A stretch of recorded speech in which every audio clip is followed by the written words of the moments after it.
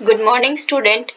Today we are going to discuss the question answer of your first chapter, Monkey Travel. Okay, I have uh, I have taught the chapter in the first two videos, and in this video I am going to discuss the question answers. Okay, so it will be easy for you to answer them.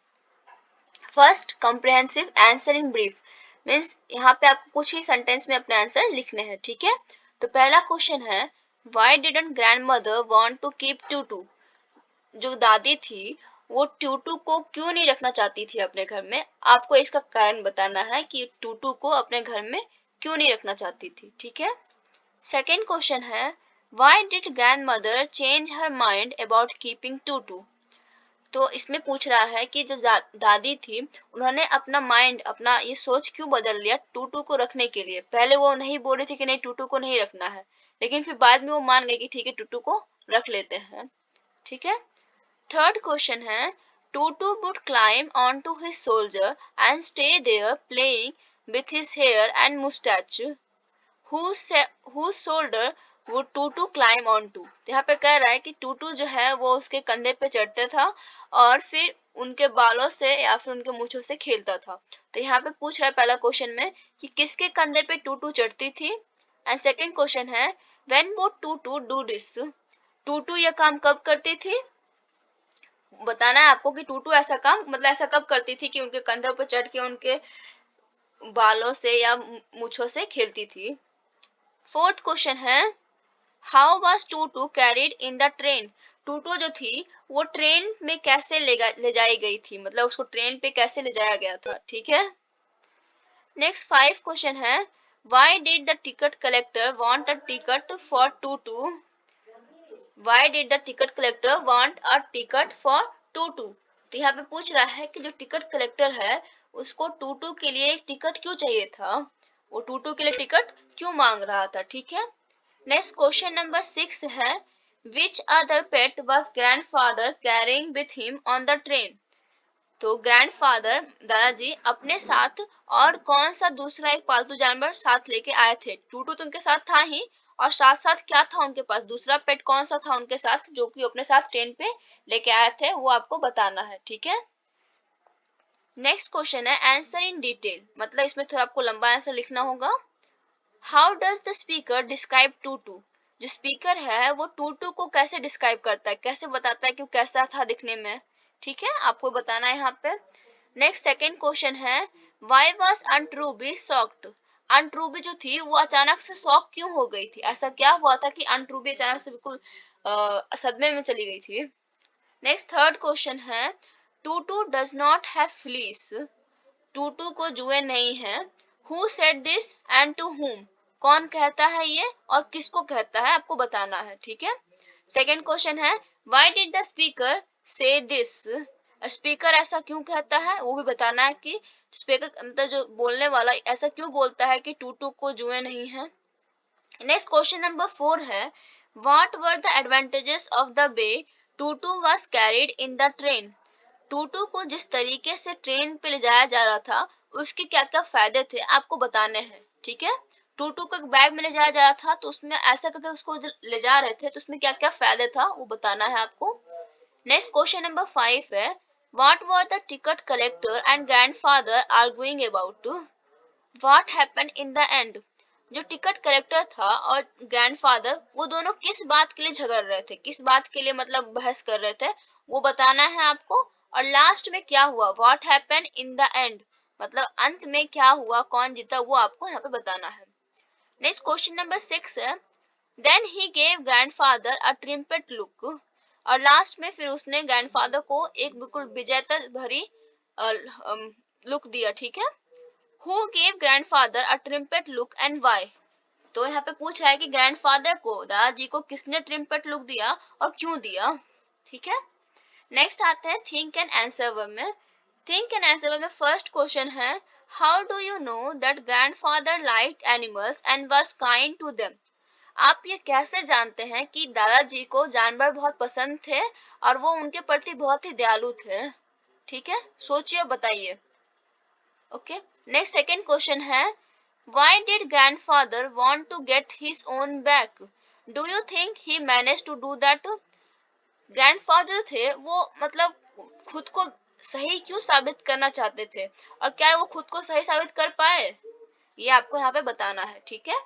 Next question है know your values. ये question नहीं है, यहाँ पे आपको समझना है, ठीक है। Grandfather adopted Tutu because he felt that Tutu was unhappy with a collar and a chain. Grandfather ने टूटू को गोद लिया क्योंकि उन्होंने ये महसूस किया कि टूटू जो थी वो खुश नहीं थी चेन में बंद होकर, ठीक है। You see a thin and dirty looking cat looking for food near a market. Some people shout at it and shoo it away. What will you do? तो आपसे पूछा जा रहा है कि आप मार्केट जा रहे हैं, वहां पे आप देखते हैं कि बहुत ही दुबली पतली सी और बहुत ही गंदा सा एक बिल्ली है जो कि खाने के लिए इधर उधर देख रही है और लोग उस पर चिल्ला रहे हैं, उसको भगा रहे हैं।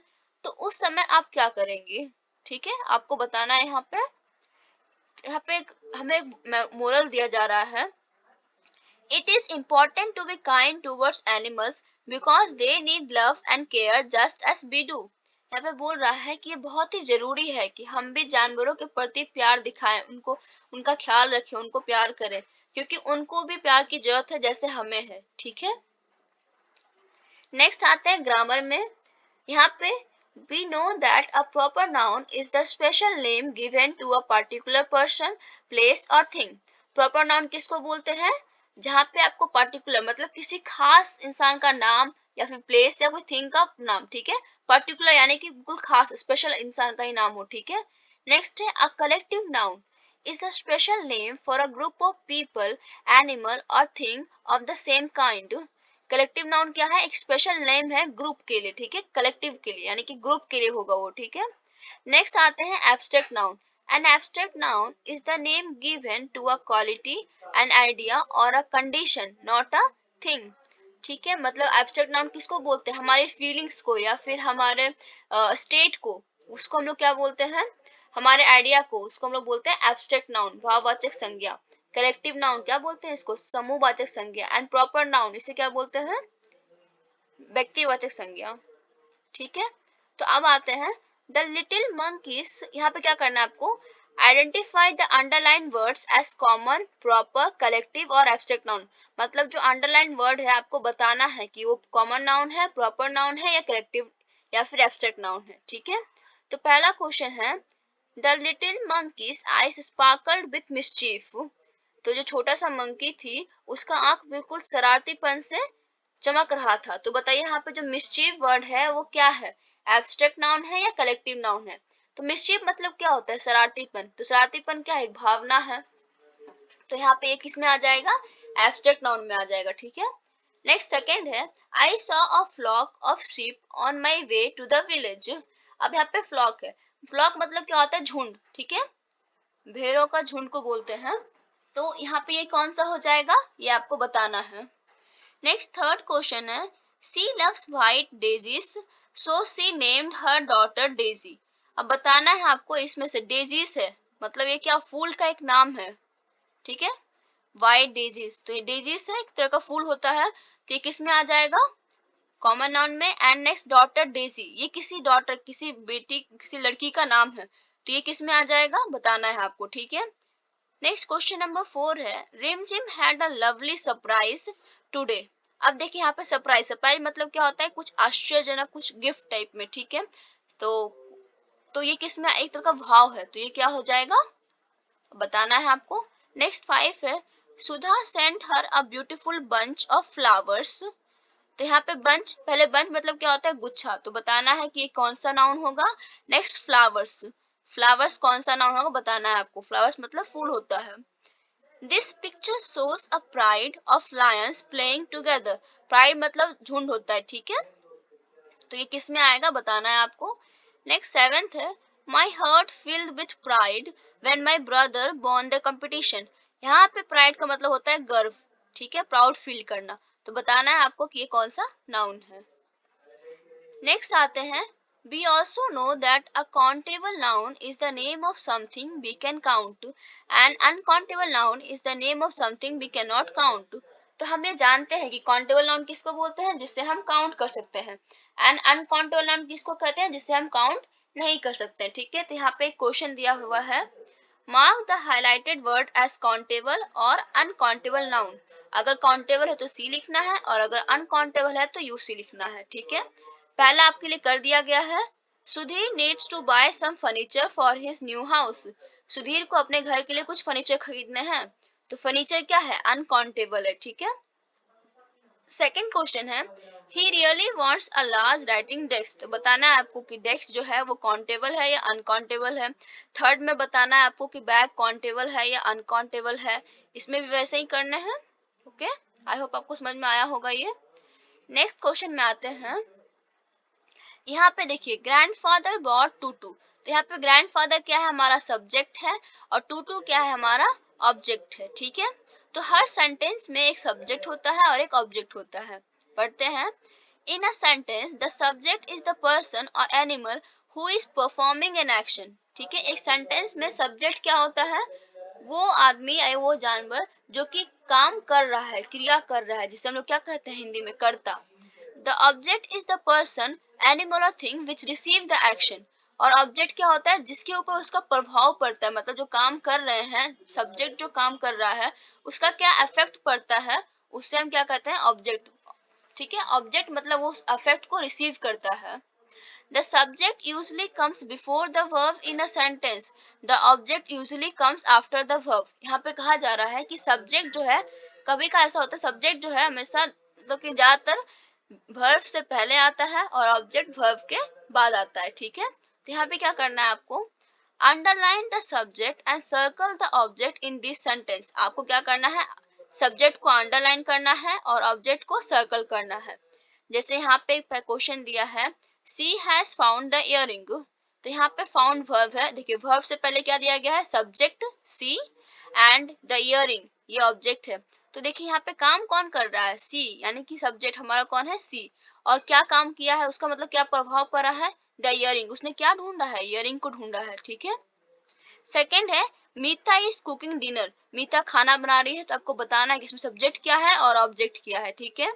I am going for a swim, मैं तैरने जा रही हूँ। यहाँ पे आपको बताना है कि सब्जेक्ट क्या है और ऑब्जेक्ट क्या है। ऐसे आपको सारे क्वेश्चंस करने हैं।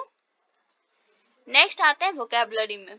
इसमें क्या करना है, grandmother gave in, I gave back the hairbrush to uncle Benji, grandfather had to give up and pay 5 rupees as her fare. The words in bold are phrasal verb with give. Read some more phrases with give.